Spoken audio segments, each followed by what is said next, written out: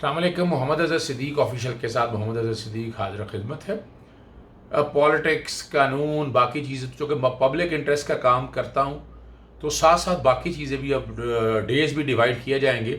آج بات کریں گے آرٹیکل 25A پہ. آرٹیکل 25A جو 18ویں ترمیم کے ثمرات میں سے ایک ثمر ہے، لیکن فائدہ نہیں دیکھا ہم نے. جیسے یہ انسرٹ کیا ہے، یہ ایک انڈسٹری بن چکی ہے اسکول کی. اور آگے چلنے سے قبل میں ریکویسٹ کروں گا کہ چینل سبسکرائب کر دیجئے گا، بیل آئیکن کلک کر دے گا تو نوٹیفیکیشن فوراً اطلاع آتی جائے گی. آرٹیکل 25A ویسے یہ کوئی انوکھا کام نہیں کیا. UN کنونشن سے پوری دنیا کے اندر انہوں نے کہا تعلیم عام کریں، 5 سے 16 سال تک کے بچوں کو مفت تعلیم دیں. ہمارے ہاں یہ خواب ہے. 2013 میں جا کے قانون بنا، پھر بھی وہ ایک سرٹن پرسنٹیج کی بات کی. وہ کتنے کی دی؟ میں 2010 سے پٹیشن دائر کی تھی. میں کوشش کر رہا تھا کہ سارے نتائج لے سکوں، لیکن میں نہیں سکسیسفل ہو سکا. کسی سکول نے ڈاٹا نہیں دیا.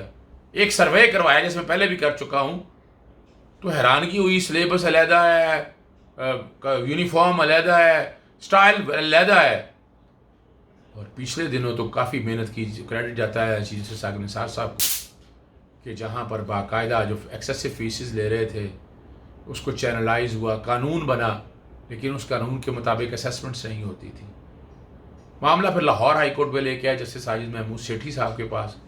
انہوں نے ایٹ لیسٹ کم از کم ان کی اسیسمنٹس کروا دی کہ سال کی فیس جو بڑھانے کا سٹینڈرڈ ہے 5% ہر سال، وہ باقاعدہ نوٹیفائی ہوں گی، نظر آئیں گی. اس سے پہلے نظر نہیں آتا تھا. جس نے 8% بڑھا رہی ہیں آڈٹ کرائے، بلکہ فورینسک آڈٹ ہو، اور اس کے بعد یہ سارے معاملات سامنے آئیں. کئی والدین تھے بچے اسکولوں سے چھٹیوں پہ ہیں، آن لائن پہ کیا ہو رہا ہے، فیسیں پوری لی جا رہی ہیں. ٹیچرز یعنی آپ کے ایڈمنسٹریٹو ایکسپینسز کم پڑے ہیں. تو حکومت پنجاب نے کورونا آرڈیننس کے ذریعے 20% ریلیف دے دیا، باقی صوبوں میں بھی دے دیا، لیکن یہ ریلیف عوام تک نہیں پہنچ پا رہا. عوام کی دادرسی کے لیے ڈسٹرکٹ ایجوکیشن اب جب موجود ہے، لیکن نہیں، اس طرح نہیں ہے. والدین کہاں دھکے کھاتے پھریں. آپ کو اس کے لیے موبائل یونٹس بنائیں. خدا را تمام حکومتوں سے کہہ رہا ہوں میں، لوگوں کے مسائل کے لیے ہر روز ایک علاقہ چن لیں اور وہاں جا کے بتائیں لوگوں کے مسائل کیا ہیں. 20% بھی یہ ریلیف بڑی مشکل سے مل رہا ہے. پھر جو فیسیں نوٹیفائی ہو چکی اس کے مطابق نہیں لی جا رہی. توہین عدالت کی درخواست دائر کیا ہائی کورٹ میں، کل سماعت کے لیے مقرر ہے، جس میں یہی سارے سوال اٹھائے ہیں. کہاں ہے میرا فنڈامنٹل رائٹ؟ کہاں ہے میری قوم کا فنڈامنٹل رائٹ؟ کہاں ہے میرے بچوں کا فنڈامنٹل رائٹ؟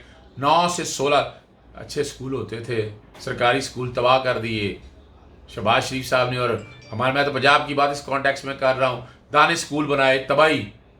اور آپ نے پنجاب ایجوکیشن فاؤنڈیشن کے نام پر پیسے بنا کے دیے دی. اور بھائی سرکاری سکولوں میں ٹوٹل ایک سسٹم اویلیبل تھا. آپ کیا کر سکتے تھے؟ سارا انفراسٹرکچر اپنے پاس رکھتے اور اس کو رن کرنے کے لیے ایڈمنسٹریشن سرٹن پرسنٹیج کے اوپر آپ دے دیتے، بجائے کوئی سکول اس کا ہو آپ پیسے اس کو دیں. آپ کو یہ سوچنا چاہیے.